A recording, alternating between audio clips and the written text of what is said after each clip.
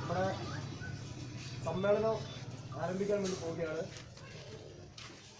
കഴിഞ്ഞ 2015 ഡിസംബർ 13 നമ്മുടെ സമ്മേളനം കാവലക്കാട് മാധവൻ വൈദ്യ സ്മാരക മന്ദിരത്തിൽ ചേർന്നതിന് ശേഷമുള്ള ഏതാണ്ട് ഒരു വർഷക്കാലത്തെ പ്രവർത്തനങ്ങളാണ് നമ്മളിവിടെ ഈ സമ്മേളനത്തിൽ വിലയിരുത്തുന്നത്. വിലയിരുത്തുമ്പോൾ നമ്മൾ സദാക്കൾക്ക് അറിയാവുന്നതുപോലെ കുറേയൊക്കെ വൈദ്യൊക്കെ നമ്മൾ സംഘടനയാണ് നമ്മൾ കൊണ്ടുവരുന്ന സംഘടന.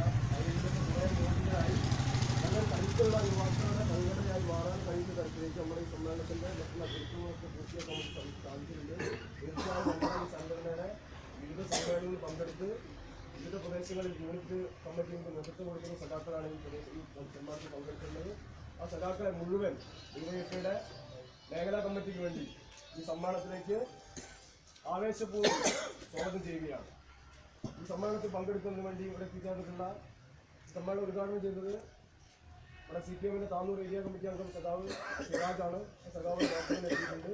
അതേപോലെ തന്നെ ഡിവൈഎഫ്ഐയുടെ ജില്ലാ വൈസ് പ്രസിഡന്റ് സൈഫുണ്ട്, ബ്ലോക്ക് സെക്രട്ടറി മുനീറുണ്ട്, ഷാജിത്ത് ഉൾപ്പെടെയുള്ള ഡിവൈഎഫ്ഐ നേതാക്കന്മാരുണ്ട്, പാർട്ടിയുടെ ഏരിയ കമ്മിറ്റി